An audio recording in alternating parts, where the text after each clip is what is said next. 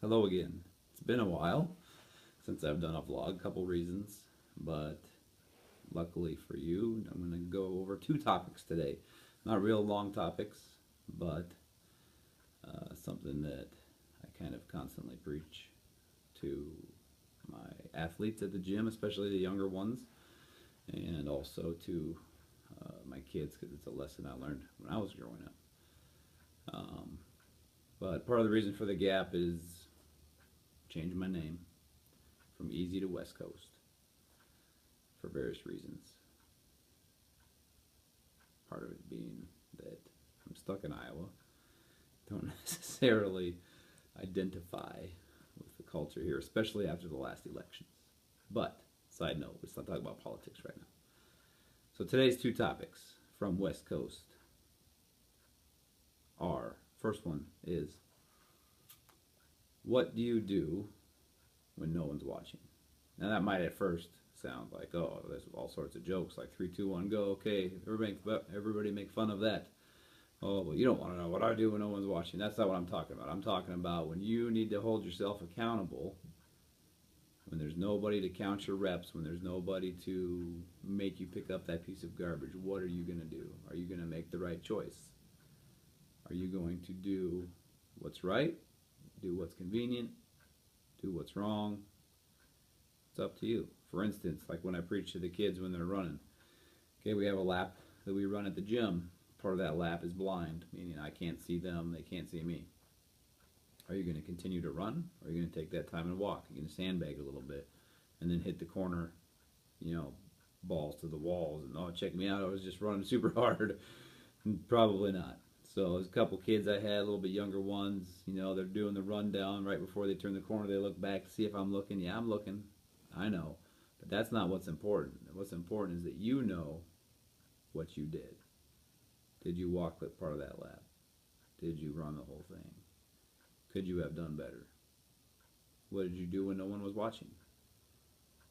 Another example, not even sure why this comes to mind, probably my OCD. When you're walking outside of a gas station trying to throw the receipt away, toss the receipt towards the garbage can, doesn't make it in. Look around, see if anybody's looking, just leave it on the ground, or do you go back and pick it up and put it where it goes? Same with my kids. In their bedroom, they take their clothes off, get ready for bed, put their pajamas on. Dad's not in the bedroom right now, so I'm just going to leave my clothes on the floor. Later I might have to pick them up anyways. Or you're going to put them where they go in the first place, so you don't have to do the extra work. A lot of times, doing the extra work first, which is not really extra, it's just the work you're supposed to do. But doing that extra work first saves you work in the long run. So that's kind of the gist of it. I mean, it's not rocket surgery.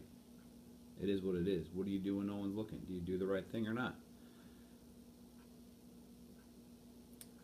So that kind of segues well into my next topic, talking about did they do the right thing in the first place? Did they do what they were supposed to do? The next topic in this vlog is, should I be rewarded for doing stuff that's expected of me?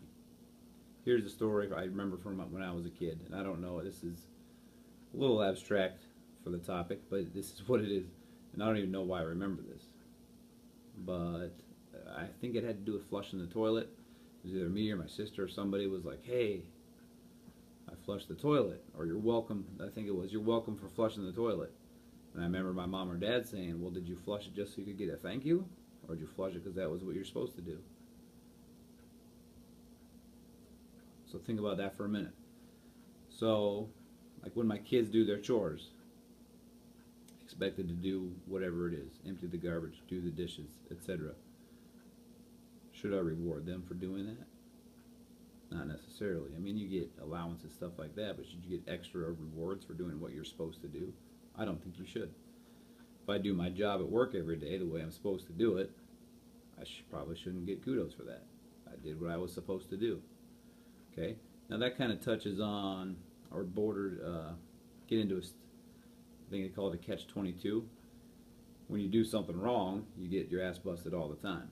Hey, you fucked this up. Hey, you did this. Hey, you did that. Wrong. Dang it. So that could lead down a road where you get more criticisms than you do rewards. And that's tough. However, doing what you're expected to do, I don't feel deserves a reward. You should do what you're expected to do out of self-gratification, out of accounticution, which is accountability and execution put together. And just because it's the right thing to do. You're expected to do something, you should do it well, and be done with it. You don't need rewards for that. Similar to, and maybe a little bit off topic, but today's sports culture for kids. You get ribbons for participating. You get first place for just doing it. I don't know what's wrong with teaching kids the value of wanting to win, wanting to be the best at something. That is beyond me. It's okay to teach your kids that winning is good. It's okay to teach your kids that the score matters. It's part of, sociology. That's what my degree is in. You reward people for everything, then how are they going to know that doing extra is better? Maybe that's a topic for another blog. I feel like we could go on for a while about that one.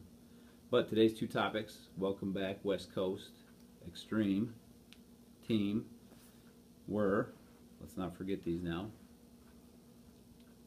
what are you going to do when no one's watching? And not being rewarded for doing things you're expected to do. Put that in your pipe and smoke it. If I don't see you before the holidays, happy holidays. Have a great start of the new year, 2015. It's going to be great. Look for more vlogs from me as West Coast. Thank you.